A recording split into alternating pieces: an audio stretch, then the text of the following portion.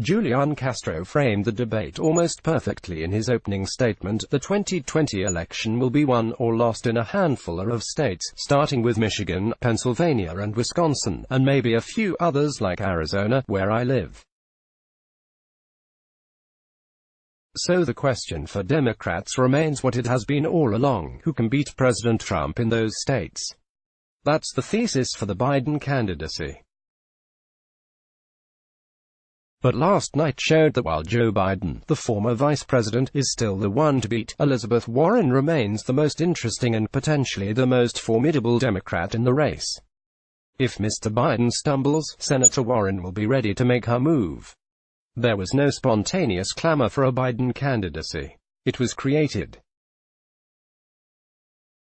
He was brought out of retirement because a lot of Democrats think he is purpose-built to win those 3 key states. That's why Mr. Biden didn't have to win Thursday night's debate outright. He just had to avoid disaster, show some signs of life and allow his supporters to continue in the belief that they can cover up his frequent gaffes and the inescapable effects of age and carry him to victory on a combination of a prodigious shower of campaign cash and a media establishment desperate to be rid of Mr. Trump. But Mr. Biden is dogged by both Ms. Warren and her fellow Senator Bernie Sanders. Ms. Sanders has plenty of money, is authentic in his beliefs and has a large but ultimately limited base of loyal supporters. He's also widely despised by Democratic insiders. His campaign can go the distance if he wants to, but he can't win the nomination. Senator Warren is a different story altogether. She's smart, she's serious, and she has a certain nerdy charisma that attracts some people, though the flip side is that for others she reads as a hectoring know-it-all. She's also energetic. Compared with her energy and ideas, Mr. Biden seemed like last year's model. But I don't think that deters his supporters, at least not right now. Biden candidacy is predicated on pitching swing voters, especially among the white working class, and even more particularly among the millions of Obama to Trump voters, in battleground states. The idea is that he is a steady, experienced political hand who will bring about a return to normalcy and competence. But that's a sham. He has never really accomplished anything in office. He has always been a supporting character in someone else's show. It was true in the Senate, and it was painfully obvious during his years as vice president that he was an extra, not an intimate, in the Obama White House. But somehow Joe Biden is always there, still standing, which has made him the patron saint of failing upward. Elizabeth Warren, by contrast, is offering a choice, not an echo. And her bold proposals, though I certainly do not support them, may prove more attractive and more difficult for Mr. Trump to counter in the states that will decide the election.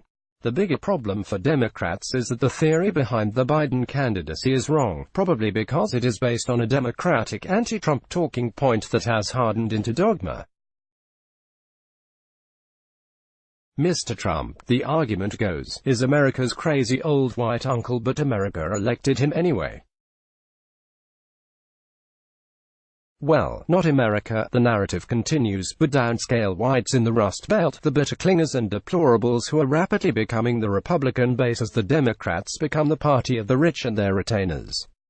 So if a crazy uncle is what it takes to win those states right now, then we'll get our own crazy uncle, and it just so happens his nickname is Uncle Joe. He was born in Scranton, Pennsylvania, and he was Mr. Obama's vice president. What could go wrong? That's the way public relations people think. It's not the way voters think. I'm skeptical of the mindset that views everything as a straightforward demographic triangulation. It can be true, but only in the absence of a charismatic opponent. And Mr. Trump has a certain animal cunning and roguish charisma that make him a very effective campaigner. If Democrats select Mr. Biden as their nominee, he is going to run into a rhetorical buzzsaw and campaign tempo that he is going to find difficult to counter. Once the general election campaign really starts, the dynamics change from what we saw on the debate stage. And there the issues still favor Mr. Trump. Warren's government monopoly on health care is a tough sell. She was right to say that she has never met anyone who loves their health insurance company, but not many people who have health insurance want to get rid of it. Gun control is very popular with the Democratic base, but much lesser in western Pennsylvania and rural Michigan and Wisconsin, where this election may be decided. Likewise with the Green New Deal, reparations and the whole progressive social justice agenda. If Mr. Biden falters, though, and maybe even if he doesn't, Ms. Warren is a strong, viable candidate who, in some ways, might be more effective against Mr. Trump simply because she can articulate the challenges of the middle and working classes that are the source of his political power. She was at her strongest when she was telling her own life story. She came from modest means and went to the University of Houston for $50 per semester as a non-resident. It's $13,000 to $15,000 for non-residents now. Then she went to law school while her aunt helped care for her 2 small children. She got ahead in the way that many Americans want the children to get ahead but see as less and less possible. It's a powerful narrative because it describes an America with a large, self-confident, self-sustaining middle class. Today, much of that is gone, and what's left is under pressure. This is the same sense of decline that Mr. Trump tapped into. It's powerful because it's real. This is where the narrative of blue-collar, lunch bucket Joe Biden feels less authentic and less relevant than Elizabeth Warren, the special ed teacher turned law professor. When it came to the other candidates, I couldn't shake the sense that they were role-playing the version of themselves they had read about in a friendly profile of the campaign or that came in a briefing book. Beto O'Rourke and Julián Castro both played the parts perfectly, genuflecting to the gods of multiculturalism by speaking Spanish during the debate.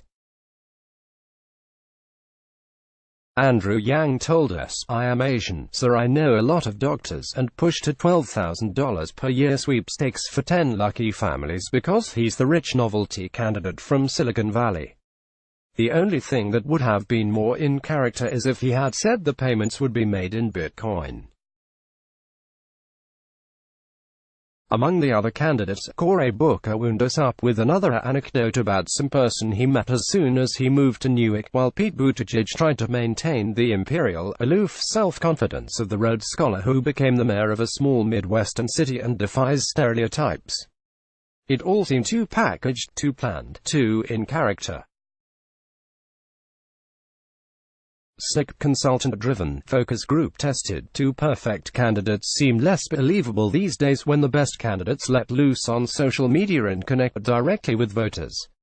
But the question on which all of this turns remains the same: how do these candidates and these issues play in the handful of states that will decide the election? Arizona and other Democratic dream states probably remain out of reach. But in the upper Midwest the election will again turn on issues of economic security and American identity.